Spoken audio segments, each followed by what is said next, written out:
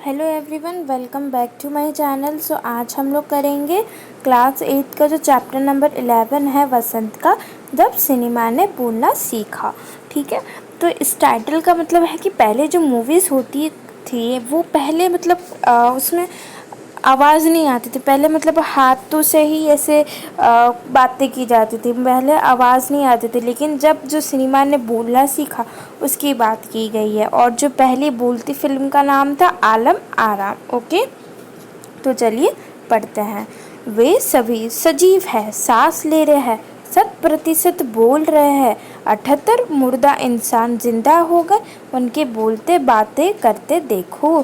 तो यहाँ पे ये जो लोग हैं ये मतलब मूवीज़ को बोल रहे हैं कि अभी ये जो लोग हैं सारे सजीव यानी लिविंग हो गए, ये सांस ले रहे हैं सिनेमा, और फिर ये बोल भी रहे हैं, और जो जिंदा भी हो गए लोग, और देखो उनको बोलते हुए देखो। देश की पहली सावक बोलती फिल्म आलम आरा के पोस्टरों पर विज्ञापन की ये पंक्तियाँ लिखी हुई थी। तो देश की पहली सावक का मतलब होता है बोलती, तो पहली जो बोलती फिल्म थी जिसमें आवाज़ सुनाई दी गई थी वो थी आलम आरा। तो आलम आरा की पोस्टर आपको पता होगा कि जब भी कोई फिल्म पहले न्यू मतलब रिलीज़ होती है तो उसका पोस्टर लगाया जाता है, या फिर टीवी में एडवर्टाइज बताया जाता है, या फिर ऐसे एडवर्टाइज ऐसे बताया जाता है। लेकिन पहले तो टीवी से इतनी मतलब नहीं होती थी, तो इसलिए पहले पोस्टर लगाए जाते थे, और पोस्टर पे उन्होंने ये पंक्तियाँ लिखी थी। कौन कौन सी पंक्तियाँ, जो भी हमने फर्स्ट में देखा था। ओके, 14 मार्च 1931 को यह ऐतिहासिक तारीख भारतीय सिनेमा में बड़े बदलाव का दिन था। तो 14 मार्च 1931 को ये जो मूवी थी आलम आरा लॉन्च हुई थी, रिलीज़ हुई थी, और तब से ये जो भारतीय सिनेमा में जो मतलब जो सिनेमा था उसमें बहुत बदलाव आया। इसी दिन पहली बार भारत के सिनेमा ने बोलना सीखा था। तो इसी दिन 14 मार्च 1931 को जो भारत के जो सिनेमा है उसने बोलना सीखा था। हालांकि वो दौर ऐसा था जब मूक फिल्म लोकप्रियता के शिखर पर था। मूक फिल्म का मतलब होता है जो इशारे से होती है, जिसमें कुछ बोलना बोलना नहीं होता। तो वैसे तो वो भी लोग देखते थे, लेकिन जब पहली बोलती फिल्म जिस साल प्रदर्शित हुई उस साल कई मूक फिल्म भी विभिन्न भाषाओं में बनी। तो मतलब जिस साल ये जो बोलने वाली जो मूवी है प्रदर्शित मतलब लॉन्च हुई, तो बहुत सारी मूवी जो है वो अलग अलग विभिन्न भाषाओं यानी अलग अलग भाषाओं में बनी।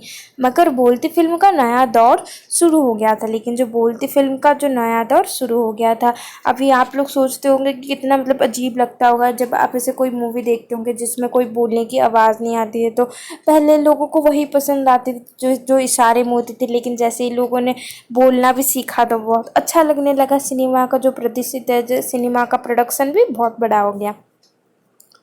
पहली बोलती फिल्म आलम आरा बनने वाला फिल्म आकार थे अर्देसर एम ईरानी। तो जो पहली बोलती फिल्म थी आलम आरा, उसके डायरेक्टर कौन थे? अर्देसर एम ईरानी। अर्देसर ने 1929 में हॉलीवुड की एक बोलती फिल्म शो बॉट देखी और उनके मन में बोलती फिल्म बनाने की इच्छा जगी। तो अर्देसर ने हॉलीवुड आपने सुना होगा, हॉलीवुड बॉलीवुड वैसे सब कुछ होता है। तो हॉलीवुड में उन्होंने एक मूवी देखी जिसका मूवी का नाम था शो बॉट। तो उनमें उनको सोचा कि मतलब वो कुछ ऐसे बोलती फिल्म बनना है जिसमें लोगों को और अच्छे से समझ में आ जाए। पारसी रंगमंच की एक लोकप्रिय नाटक का आधार बनाकर उन्होंने अपनी फिल्म की पटकथा बनाई। पारसी रंगमंच का मतलब अगर आप आलम आरा देखोगे वो ऐसे पारसी एक स्टोरी जैसे है, तो उन्होंने उस प्रकार से बनाया, अपनी फिल्म की पटकथा बनाई, मतलब अपना पूरा फिल्म को डायरेक्ट किया। इस नाटक के कई गाने जियो के 2 फिल्मों में लिए गए। तो मतलब इस जो नाटक में बहुत सारे जो गाने हैं फिल्म में भी लिए गए। एक इंटरव्यू में अर्देसन ने उस वक्त कहा था, हमारे पास कोई संवाद लेखक नहीं था, गीतकार नहीं था, संगीतकार नहीं था, इन सब की शुरुआत होनी थी। अर्देसन ने फिल्म के गानों के लिए स्वयं को धुनी चुनी। फिल्म के संगीत में महज 3 वाद्य तबला, हारमोनियम और वायलिन का इस्तेमाल किया गया। आलम आरा में संगीतकार या गीतकार में स्वतंत्र रूप से किसी का नाम नहीं डाला गया। इस फिल्म में पहले पार्श्व गायक बने W.M. खान। पहला गाना था दे दे खुदा के नाम पर प्यारे, अगर देने की ताकत है। तो इसका मतलब है कि मतलब अरदेश सर वहाँ पे बताते हैं कि उनके पास कोई मतलब राइटर नहीं था लिखने के लिए, ना ही कोई सिंगर था, ना ही कोई म्यूजिशियन था जो उसमें म्यूज़िक ऐड कर सके। तो इन सब की शुरुआत तभी हो रही थी धीरे धीरे, इसलिए इतने ज़्यादा लोग तो नहीं थे। तो जो आदेश सर ने, जो अरदेश सर थे इनके डायरेक्टर, उन्होंने गानों का जो खुद के लिए स्वयं को चुना और फिर वो तबला हारमोनियम से अपना म्यूज़िक का उस प्रकार से मतलब करते थे। और फिर उसके बाद जो आलम आरा में जो कोई भी संगीतकार या फिर जो गीतकार है, स्वतंत्र रूप से किसी का नाम नहीं डाला गया है, मतलब कोई भी उनका नाम अच्छे से वर्णन नहीं कि किसने गाना गाया, किसने वो सब कुछ बस अच्छे से बताया नहीं गया। इस फिल्म में जो पहले पार्श्व गायक बने वो थे WM खान, ये इम्पॉर्टेंट है। और उनका पहला गाना था दे दे खुदा के नाम पर प्यारे अगर देने की ताकत है। आलम आरा के संगीत उस समय डिस्क फॉर्म में रिकॉर्ड नहीं किया जा सका। फिल्म की शूटिंग शुरू हुई तो साउंड के कारण ही शूटिंग रात में करनी पड़ती थी। तो आलम आरा जो पहले तो होते थे, अभी तो क्या है मूवी के जो म्यूज़िक्स होते हैं वो अभी डिस्क फॉर्म में डाउनलोड किए जाते हैं, लेकिन पहले तो ऐसे इतने पॉसिबिलिटीज़ नहीं थे, इतनी टेक्नोलॉजी नहीं थी। तो इसलिए सुबह क्या होता था, साउंड आते थे बहुत, तो इसलिए वो रात को शूटिंग किया करते थे।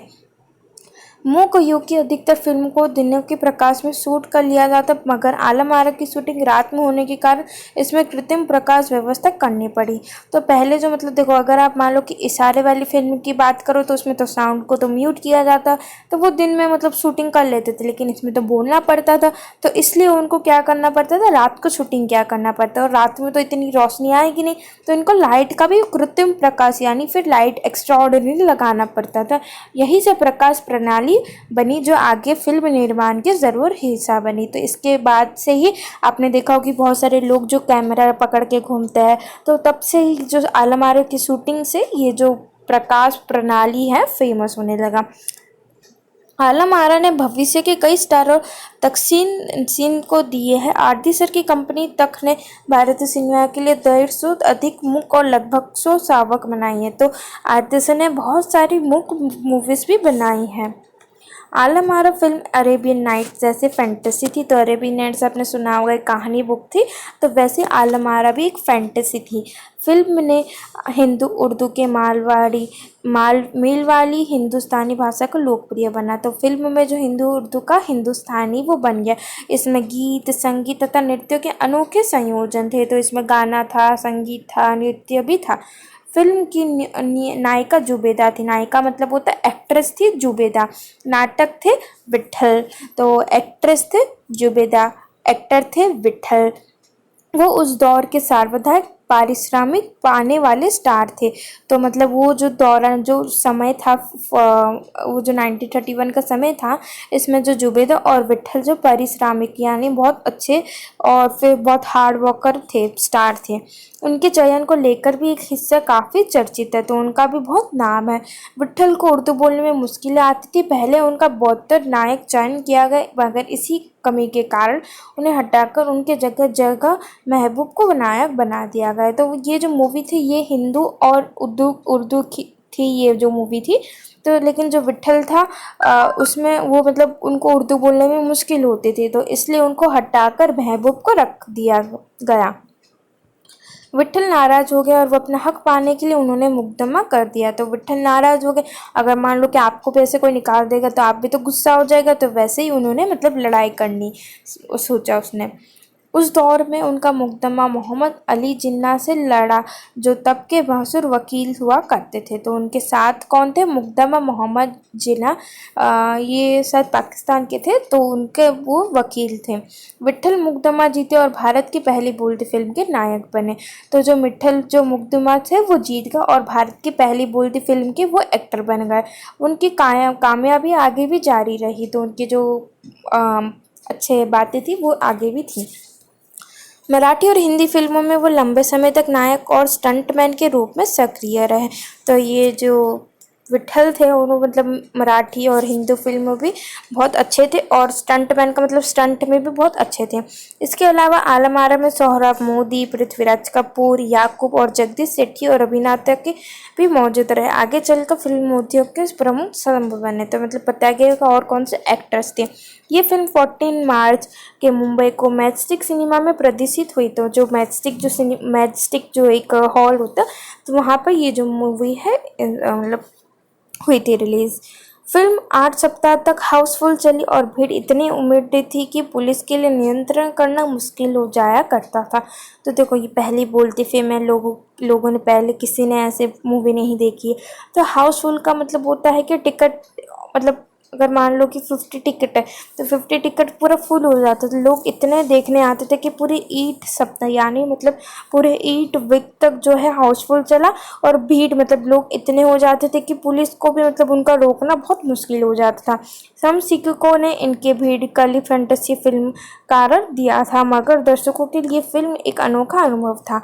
तो मतलब ये तो उन्होंने ऐसे ही किया था, लेकिन लोगों को बहुत पसंद आई। ये फिल्म 10,000 फुट लंबी थी और इसके 4 महीनों तक कड़ी मेहनत से तैयार की गई। मतलब ये बहुत बड़ी फिल्म थी और 4 महीने लगे थे इसको बनाने के लिए। सावाक फिल्मों के लिए पौराणिक कथाओं, पारसी रंगमंच के नाटकों, अरबी प्रेम कथाओं का विषय के रूप में चुना गया। तो जो सावक मतलब जो बोलने वाली जो फिल्म है उसमें कथा, फिर रंगमंच के नाटकों, फिर प्रेम कथाओं का भी इसमें चुना गया था। इनके अलावा कई सामाजिक विषयों वाली फिल्में बनी, मतलब जो सोसाइटी, कल्चर, आर्ट, इन सब पे भी बनी और सोशल वर्क्स में भी कभी कभी जो फिल्म बनाया करती थी। ऐसी एक फिल्म थी खुदा की शान। इसमें एक किरदार महात्मा गांधी जैसा था। तो जो खुदा की शान आपने मूवी का नाम सुना होगा, तो उसमें एक एक्टर जो थे वो महात्मा गांधी जैसे थे। इसके कारण सावक सिनेमा को ब्रिटिश प्रशासकों को तीखी नज़र का सामना करना पड़ा। तो ऐसी फिल्म को जो ब्रिटिश को बहुत मतलब उनको लड़ाई करनी पड़ी। सावक सिनेमा के नए दौर की शुरुआत कराने वाले निर्माता निर्देशक अर्देसर इतने वर्णन थे कि 1956 में आलम आरा प्रदर्शन के 25 वर्ष पूरे पर सम्मानित किया गया और उन्हें भारत सावक फिल्म का पिता कहा गया था। उन्होंने उस मौके पर कहा था, मुझे इतना बड़ा खिताब देने की ज़रूरत नहीं है, मैंने तो देश के अपने हिस्से का ज़रूरी योगदान किया है। तो देखो, अभी हमने ऊपर पढ़ा था कि जो अर्देसर थे इनके जो पहली बोलती मूवी के डायरेक्टर थे। तो जब 1931 में ये मूवी रिलीज़ हुई थी और 1956 को इसके 25 ईयर्स हो गए थे। तो जब उनके पूरे हो गए तो भारतीय सावक फिल्म को पिता का उनको अवार्ड दिया गया था, मतलब फिल्म ऑफ स्पीकिंग, ऐसे मतलब बोलने वाली मूवी का पहले उनको पिता बोला गया। तो उन्होंने फिर बोला कि उनको इतना सम्मान देने की, इतने रिस्पेक्ट देने की कोई ज़रूरत नहीं है, उन्होंने तो अपने देश के लिए अपना कुछ योगदान दिया। जब पहली बार सिनेमा ने बोलना सीख लिया, सिनेमा में काम करने के लिए पढ़े लिखे अभिनेता अभिनेत्रियों की ज़रूरत पड़ी, क्योंकि अब संवाद भी बोल लेते, सिर्फ अभिनय से काम नहीं चलने वाला था। अभी देखो, पहले क्या होता था कि पहले तो इशारों से काम चल जाता था, इसलिए लोग जो है पढ़े लिखे ना भी हो तो उनको रख देते थे। लेकिन अभी क्या होता है कि अभी ये बोलने वाली फिल्म होती थी, लोगों को परफेक्ट बोलने भी चाहिए होता था, इसलिए जो लोगों को पढ़े लिखे जो मैन होते थे या फिर वुमेन्स होते थे उनको रखना पड़ता था, नहीं तो नहीं होता था, क्योंकि उनको जो डायलॉग्स बोलने पड़ते थे। सिर्फ अभिनय से काम नहीं चले। मूक फिल्मों के दौर में पहलवान जैसे शरीर वाले, स्टंट करने वाले और उछल कूद करने वाले अभिनेताओं से काम किया चल जाता है। मतलब जो भी, अगर मान लो कि अगर कोई स्टंट सिखा रहे तो उसी को एक्टर बना देते थे। मतलब ऐसे काम चल जाता था मूक फिल्म, मतलब जिसमें बोला कुछ नहीं जाता था। लेकिन अभी तो ये तो सावक फिल्म, बोलने वाली फिल्म हो गई, तो थोड़ी सी दिक्कतें आने लगी। अब उन्हें संवाद बोलना था और गायन की प्रतिभा का कदर भी होने लगी थी। तो मतलब अभी उनको डायलॉग्स बोलने पड़ते थे और गायन का मतलब है कि जो गाना जो है वो भी बढ़ गया था। इसलिए आलम आरा के बाद आरंभिक सवाक दौरान के में कई गायक अभिनेता बड़े पर्दे पर नजर आने लगे। तो जो इसके बाद के जो भी मूवी बने जिसमें बोला करते थे, तो उनके जो एक्टर्स थे, जो सिंगर्स थे, उनका बहुत प्रशंसा किया जाता था। हिंदी उर्दू भाषाओं का महत्व बढ़ा, तो हिंदू उर्दू भाषाओं का महत्व मतलब उनका जो इम्पोर्टेंस बढ़ा। सिनेमा में दय और तकनीक की भाषा की जगह जन प्रचलित बोलचाल की भाषा का दाखिला हुआ। तो मतलब ऐसे तो एक लैंग्वेज सेट किया जाता था, लेकिन जो बोलचाल वाली भाषाओं का भी एक हुआ। सिनेमा जो है वो देसी होने लगा।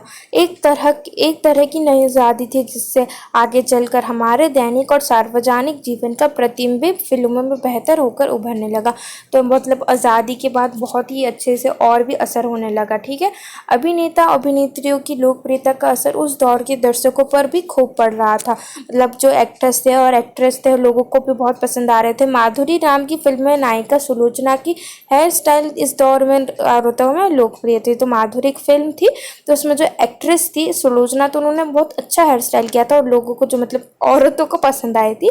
लोगों को नहीं, लोगों में औरतों को ज़्यादा पसंद आई थी। मतलब जो अभी जैसे कि अगर मान लो कि जो एक्टर जिस प्रकार से कपड़े पहनते हैं वो लोगों को, औरतों को अच्छे लगते हैं, उस प्रकार से वो स्टाइलिंग करते हैं, तो मतलब उनका जो लोकप्रियता है, जो उनका इम्पोर्टेंस है और असर पड़ने लगा लोगों के ऊपर। तो ठीक है, और वो तो अपनी केस सजा इसी तरह रखती थी। मतलब जो माधुरी जो फिल्म थी सुलोचना, उन्होंने जिस प्रकार से हेयर स्टाइल अपनी की थी, लोग जो औरतें भी उस प्रकार से ही रखती थी। अर्देसर ईरानी की फिल्म में भारतीय के अलावा ईरानी कलाकारों ने भी अभिनय किया था। तो ईरानी के मतलब जो लोग थे बाकी हिंदुस्तानी नहीं थे, बहुत सारे अलग अलग रिलीजन के भी थे। स्वयं आलमारा भारत के अलावा श्रीलंका, बर्मा और पश्चिम एशिया में पसंद की गई थी। मतलब आलमारा सिर्फ भारत में ही नहीं, श्रीलंका, बर्मा और एशिया में भी बहुत पसंद आने लगी थी लोगों को। भारतीय सिनेमा के जनक फाल्के की सावक सिनेमा के जनक अर्देसर ईरानी का उपलब्ध की अपनाना ही थी, क्योंकि वहाँ से सिनेमा का एक नया युग शुरू हो गया था। तो पहले जो मूवीज़ थे उनका जो पहले जो पिता थे वो थे फाल्के, और फिर जो बोलने वाली जो मूवी थी उनके जो जनक थे अर्देसर ईरानी, और उन्हीं की वजह से सिनेमा में एक नया युग शुरू हुआ था अर्देसर के लिए। तो जो पहली मूक फिल्म थी, जो पहली नाटक जिसमें कोई बोला नहीं जाता था, उनका जो जनक थे फाल्के, क्योंकि उन्हीं से ही मूवी स्टार्ट हुई थी, लोगों ने देखना पसंद किया था वहाँ से ही। और पहले बोलने वाली फिल्म के जनक थे अर्देसर ईरानी। तो पहले जो बोलने वाली फिल्म नहीं थी, मतलब पहली मूवी जी जो मूक फिल्म थी, तो वो कौन सी मूवी थी वो आप मेरे को कमेंट पे बताना। मैं भी चाहती हूँ कि कौन कौन से बच्चे जानते हैं। तो इसके जो लेखक जिसने ये लिखा है वो है प्रदीप तिवारी, और इसके जो क्वेश्चन आंसर है मैं वो जल्दी बना दूंगी। और अगर आपको एक्सप्लेनेशन अच्छा लगा तो प्लीज़ चैनल को सब्सक्राइब करना, इस वीडियो को लाइक करना और अपने फ्रेंड्स के साथ ज़रूर शेयर करना। Thank you.